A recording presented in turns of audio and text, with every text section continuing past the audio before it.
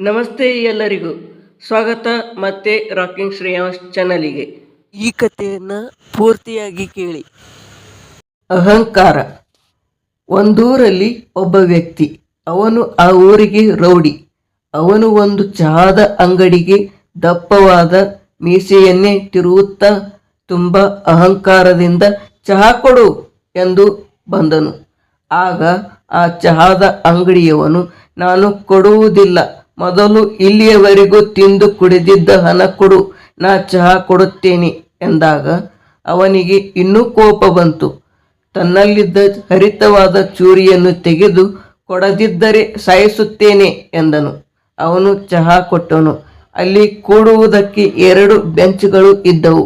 ಪಕ್ಕದಲ್ಲಿ ಕುಳಿತವರು, ಅಲ್ಲಿ ಕೂಡಬೇಡಿ, ಅದು ಸರಿಯಿಲ್ಲ, ಬೀಳುತ್ತದೆ ಎಂದರು. ಅವನು ಕೇಳಬೇಕಲ್ಲವೇ? ಅಹಂಕಾರ ನೆತ್ತಿಗೇರಿತ್ತು. ಅವರು ಹೇಳಿದ ಮಾತು ತಲೆಗೆ ಎಲ್ಲಿ ಹೋಗುತ್ತದೆ? ಆಗ ಅವನು ಕೋಪಗೊಂಡು, ನನಗೆ ಕೂಡಬೇಡ ಎನ್ನುತ್ತೀರಾ ಎಂದು ಗರ್ಜಿಸಿದ. ನಂತರ ಅಲ್ಲಿಗೆ ಕುಳಿತ. ನೆಲಕ್ಕೆ ಬಿದ್ದ. ಸ್ವಲ್ಪ ಸೊಂಟಕ್ಕೆ ಹಾಗೂ ತಲೆಗೆ ಪೆಟ್ಟು ಬಿತ್ತು. ಇಲ್ಲಿರುವವರೆಗೆ ಹೆದರುತ್ತಿದ್ದ ಜನರು ಬಿದ್ದದನ್ನು ನೋಡಿ ನಗಲು ಶುರು ಮಾಡಿದರು. ಇದನ್ನೆಲ್ಲ ಆ ಊರಿಗೆ ಹೊಸದಾಗಿ ಬಂದ ವ್ಯಕ್ತಿ ಗಮನಿಸುತ್ತಿದ್ದ. ಆ ರೌಡಿನ ಎಬ್ಬಿಸಿದ. ನೋಡಿ, ಇನ್ನೊಬ್ಬರಿಗೆ ಅಳಿಸುವುದು, ಭಯಪಡಿಸುವುದು ತುಂಬ ಸುಲಭ, ಆದರೆ ನಗಿಸುವುದು ಕಷ್ಟ. ಆದರೆ ಆ ನಗೆ ಆನಂದ ನಗೆ ಆಗಿರಬೇಕು, ಈ ಥರ ವ್ಯಂಗ್ಯ ನಗೆ ಅಲ್ಲ.